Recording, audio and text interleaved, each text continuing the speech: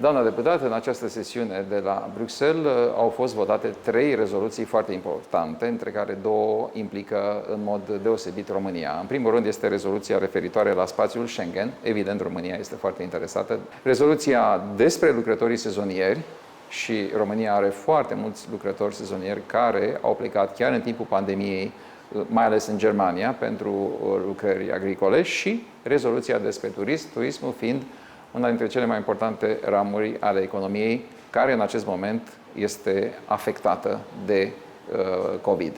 Doamna deputat, să luăm pe rând cele 3 rezoluții votate la Bruxelles săptămâna trecută și, în primul rând, rezoluția referitoare la spațiul Schengen. Ce conține această rezoluție? La începutul crizei COVID am văzut cu toții ce înseamnă reintroducerea frontierelor naționale în Europa, în spațiul Schengen, și lipsa unui răspuns imediat coordonat din partea Europei.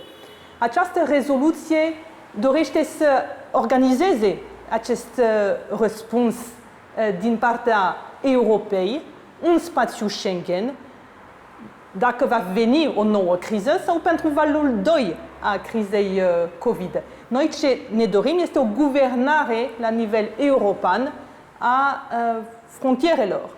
Ce este important pentru noi români este faptul că am reușit să introducem o moțiune, este colegul meu Dragoș Tudorache, care a introdus o moțiune unde Parlamentul subliniază că și România trebuie să fie în acest spațiu Schengen. România, Bulgaria și Croația, așa cum știți, nu sunt încă în spațiul Schengen, chiar dacă din 2011 România îndeplinește criteriile pentru a adera spațiului Schengen. În această rezoluție insistăm ca Consiliul și statele membre să facă toate eforturile posibile ca România să poată să integreze acest spațiu Schengen. Care credeți că va fi efectul acestei rezoluții? Va impulsiona admiterea României? Obiectivul rezoluției principal, obiectivul principal este această coordonare. Și da, acest lucru se va întâmpla, pentru că Europa nu poate să-și permită din nou să nu aibă un răspuns imediat în caz de o nouă criză. Până acum am spus mereu că partea de sănătate nu facea parte din atribuțiile Comisiei, acum nu mai avem niciun motiv să nu fim pregătiți. Și această rezoluție spune că trebuie să fim pregătiți în cazul în care vine o nouă criză sau valul 2. În ce privește spațiul Schengen, de fapt, reamintim ceea ce știm deja. Dar este important să fie reamintit, este important ca Parlamentul să spună cu o voce puternică și tare că își dorește și repetă că își dorește ca toate eforturile să fie făcute ca România să integreze spațiul Schengen. Să trecem la a doua rezoluție adoptată săptămâna trecută, și anume cea referitoare la lucrătorii sezonieri. Și transfrontalieri. Și transfrontalieri. Ce conține această rezoluție și în ce măsură românii vor fi mai bine protejați atunci când pleacă la muncă în Uniunea Europeană? Această rezoluție privește foarte mulți lucrători. Sunt 1,7 milioane de lucrători sezonieri și transfrontalieri și am văzut cât de importanți sunt acești lucrători în economia europeană, câte domenii ale economiei au nevoie de ei și protejarea lor nu poate fi lăsată la voia întâmplării. De fapt, ne-am dat seama cu criza COVID că nu numai libera circulație a lucrătorilor este importantă, dar este și importantă să garantăm, să avem o garanție că ei vor fi tratați în mod echitabil. Cerem o cazare decentă și că această cazare, costul cazării, să fie plătită separat de salariul care a fost negociat între părți. Cerem niște controale pe teren. Cerem, în cadrul COVID-ului, cerem acces la teste. Nu aveau nici acces la teste. Nu aveau acces la o cazare cu distanțare socială. Cerem acest lucru. Cerem aceleași condiții de muncă între lucrătorii sezonieri și transfrontalieri și lucrătorii din țară gazdă. Încă un exemplu concret. Cerem ca lucrătorii să pot să raporteze anonim dacă condițiile nu sunt condițiile corecte, legale, nu sunt îndeplinite și să fie niște controale după ce au raportat anonim aceste deficiențe. Cerem ca aceste reguli de protecție să li se explice lucrătorilor în limba lor, într-o limbă pe care o înțeleg, pentru că e vorba de sănătatea lor și de fapt, ei au nevoie de acest lucrător, da? Și am văzut cât de mult au nevoie, cât de importantă este activitatea lor și atunci trebuie respectați. Și dacă sunt necesare niște măsuri de protecție și trebuie explicate într-o limbă pe care o înțeleg lucrătorii.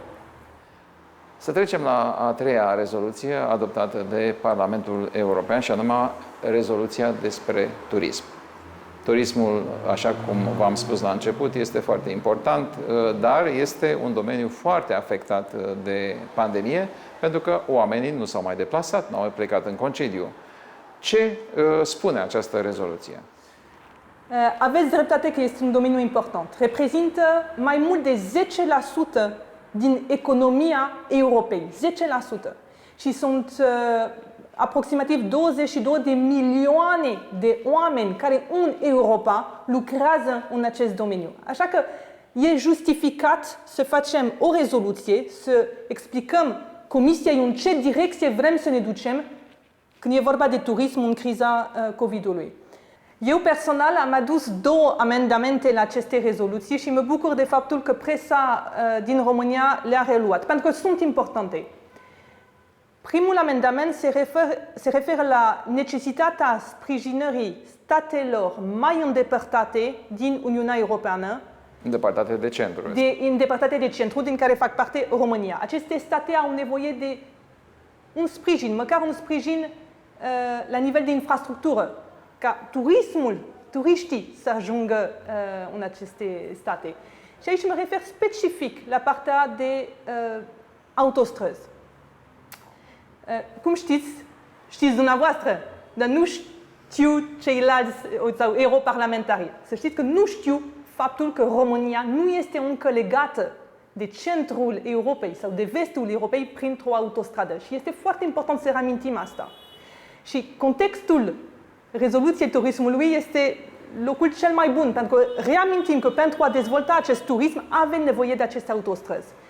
E important pentru că în cadrul Green Deal-ului sau Pactului Verde se pune problema să nu mai finanțăm, Europa să nu mai finanțeze deloc autostrăzi. Și dacă colegii noștri care votează, ei nu știu că România nu este legată încă de Europei printr-o autostradă, ar spune da, nu mai finanțăm autostrăzi. Dar folosim faptul că vrem să dezvoltăm industria turismului pentru a spune, atenție, România este încă un stat care nu este legat de vestul Europei printr-o autostradă și avem nevoie de sprijinul Europei pentru a construi această autostradă care să se ducă până în Moldova, chiar dacă Pactul Verde spune că n-ar mai trebui să construim autostrăzi. Deci noi vom fi o excepție. Vom fi o excepție, dar ca să fie acceptată ideea de excepție trebuie explicată, cunoscută excepția și asta am făcut. Al doilea amendament se referă la necesitatea sprijinării unui turism sustenabil. Și acest turism sustenabil ar fi foarte bun pentru România. România are exact aturile care trebuie pentru acest turism sustenabil.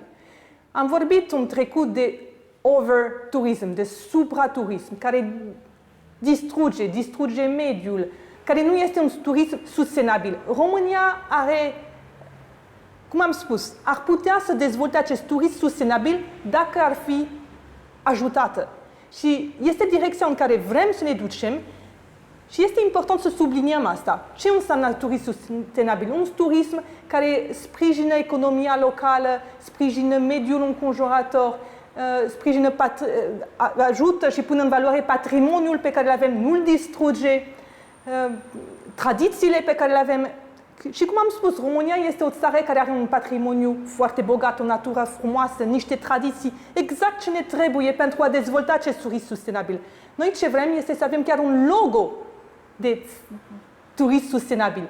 Și dacă reușim să alocăm niște fonduri ca Comisia să se ducă în direcția asta, cum a fost votat în această rezoluție, pentru România va fi o adevărată sursă de venituri. Și noi o să avem 10% din PIB-ul nostru care s-ar putea duce pe zona de turism. Noi suntem sub media europeană când avem o țară atât de bogată și care ar putea atât de mult să beneficieze de economia turismului.